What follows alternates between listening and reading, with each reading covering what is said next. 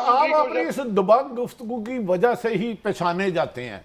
मुझे ये बताएं, अब फिर बिलावल भुट्टो कह रहे हैं नवाज शरीफ साहब सिलेक्टेड हो गए हैं। अगर हम पॉपुलर वोट के जरिए पॉपुलर जमात को रोकेंगे तो फिर जमहूरियत मजबूत कैसे होगी? इस मुल्क में जमहूरियत का पौधा तनावर कब होगा फिर? देखिए भट्टी साहब, मुझे जो ज़्यादा शायद मैं और सेंसिटिव हूँ, मुझे लगता है कि जब पॉपुलर वोट को आपने इनकार किया तो कोई अजाब आया। मशरिक़ी पाकिस्तान टूट नहीं गया, शेख मुजीब के पास था, टूट नहीं गया। फिर मोहतरमा बेनज़ीर भुट्टो को वो ना वो सिंध रहा ना वो बलूचिस्तान रहा, पाकिस्तान की चूल्हे हिल गई, भुट्टो साहब को फांसी हुई। ये आज जो पॉपुलर वोट जो है और जिसका लोग देना चाहते हैं, मैं नहीं कह रहा कि वही उसके लिए बेहतरीन और वही लीडर है, बाकी दुनिया में नहीं है, नहीं। लेकिन इस वक्त लोग जिद कर गए हैं, ये सारे साथ हैं पार्टियां, वो अब क्या करेंगे? लोग जिद करके खड़े हैं कि हमारी जिद है, इनको नहीं आने देना और इमरान खान को वोट देने हैं। तो क्या ऐसी इलेक्शन का क्या फायदा होगा? जो जमहूरियत के हम जंग लड़ रहे हैं वो तो पीछे चली गई। इलेक्शन कराने का मतलब होगा पाकिस्तान के अंदर बहरानों की माँ को पैदा करना।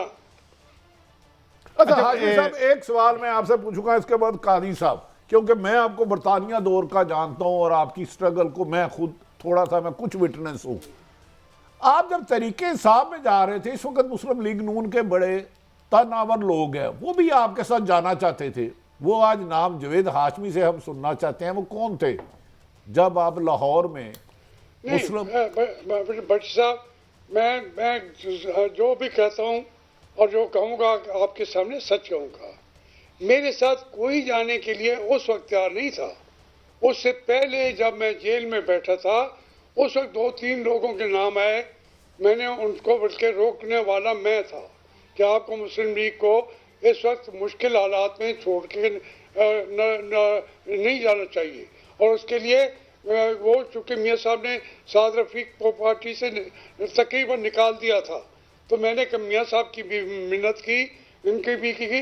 मैंने कहा ये ना हो, लेकिन जब मैं गया हूँ मैंने साद रफीक को बताया कि मुझे तहरीक इंसाफ वालों ने कहा है आपको सेक्रेटरीशिप देने के लिए वो तैयार हैं, आप मेरे साथ आना चाहें ना आना चाहें ये आपकी सवाबदीद है। उसने मुझे कहा कि वो वक्त नहीं, अब मैं मुस्लिम लीग के साथ खड़ा हूँ और आप भी ना जाएं।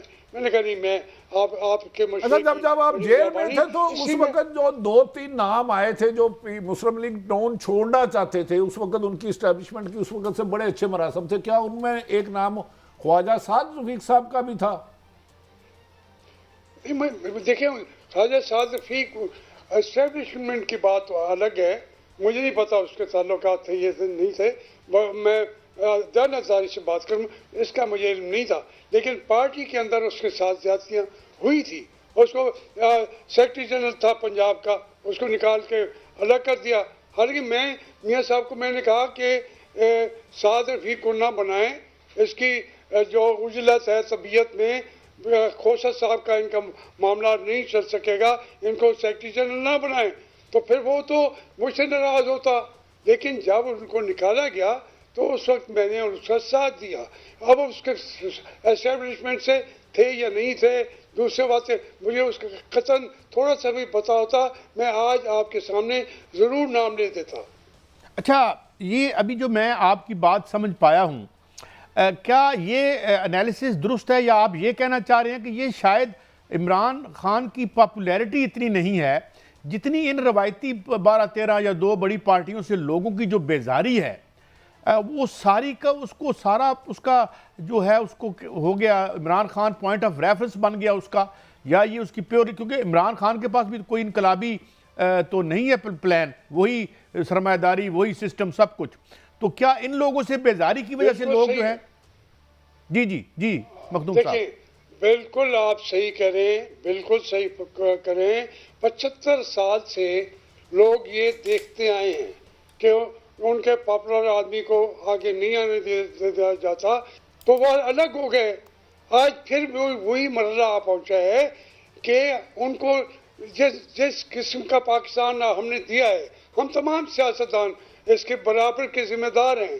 भूख है, नंग है, मुल्क का एक आवाज निकालने की जरूरत नहीं है। फलस्तीन के हक में कभी खोल के बात तो कर सकें।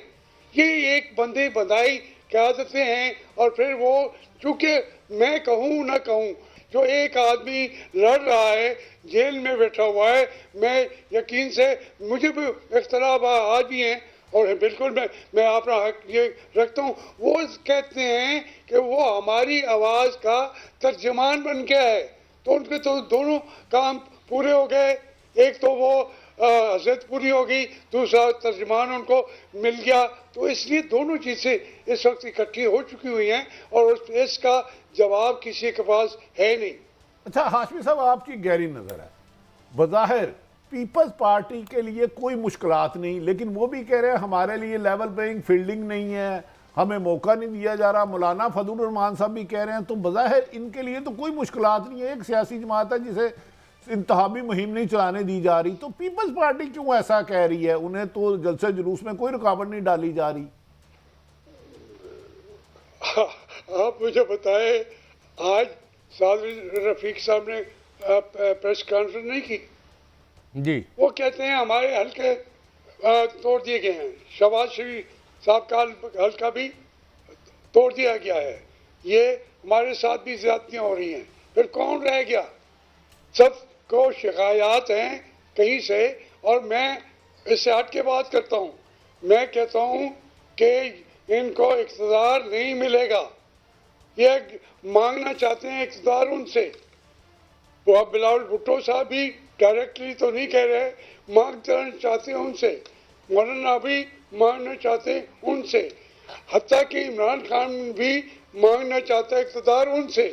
ये है हमारा असल प्रॉब्लम है इस मुल्क के अंदर।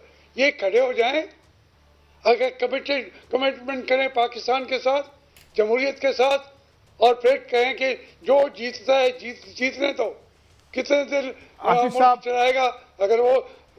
एक लास्ट क्वेश्चन आपसे हजूर, आपकी बसीरत क्या कहती है? ये जो पहले प्रोजेक्ट इमरान खान कहा जाता था, आजकल प्रोजेक्ट नवाज शरीफ है, ये जिसे पंजाबी में कहते हैं तोड़ चढ़ता या मुकम्मल होता नजर आता है आपको?